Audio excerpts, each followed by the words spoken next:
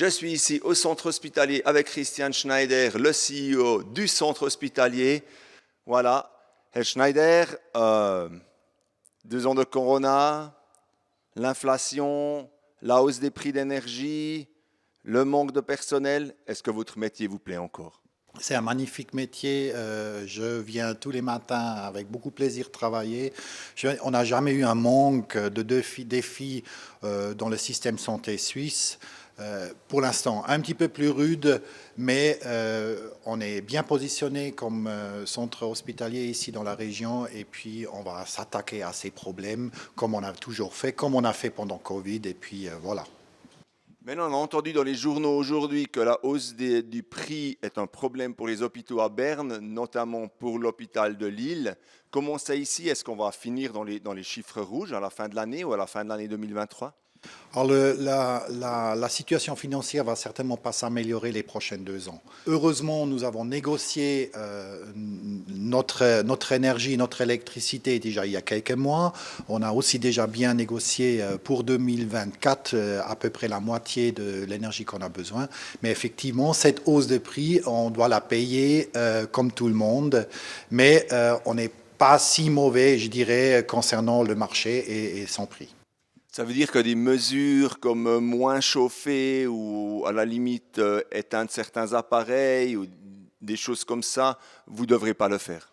Alors nous avons depuis des années un programme pour utiliser moins d'énergie.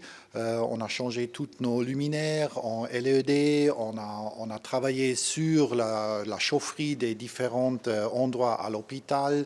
Malheureusement, ces avantages que nous avons travaillé dessus, on va les perdre avec naturellement cette augmentation de prix de l'électricité. Mais néanmoins, notre partie qu'on peut faire, on a déjà fait et on ne va rien changer là-dedans. Ça veut dire qu'il n'y aura pas les 19 degrés que tout le monde en parle dans l'hôpital. Alors, on doit bien voir où on parle. Aujourd'hui, on parle de 19 degrés dans les appartements ou dans les maisons individuelles du privé, mais même pas dans sa chambre, mais dans la salle de séjour. Puis nous, on parle de chambre de patients, bloc opératoire. Dans le bloc opératoire, il ne fait jamais 19 degrés, il fait plus frais même.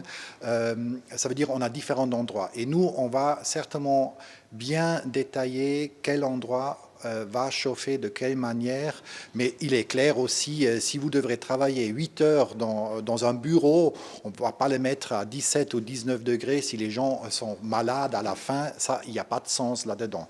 Mais je dis, la question de l'énergie et utilisation de l'énergie, on s'est déjà posé et je pense qu'on a déjà fait pas mal de choses.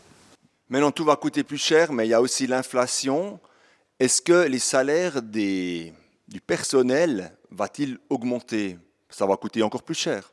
Alors, nos négociations avec nos partenaires sociaux vont commencer fin ce mois, fin octobre, et le coût de vie, le renchérissement va être un point essentiel de notre discussion. Je dirais le renchérissement que nous n'avons pas eu ces dernières années, il n'était plus une base de discussion. Aujourd'hui, c'est revenu et puis on ne va pas se fermer à une augmentation, certainement pas. Merci beaucoup pour cette interview.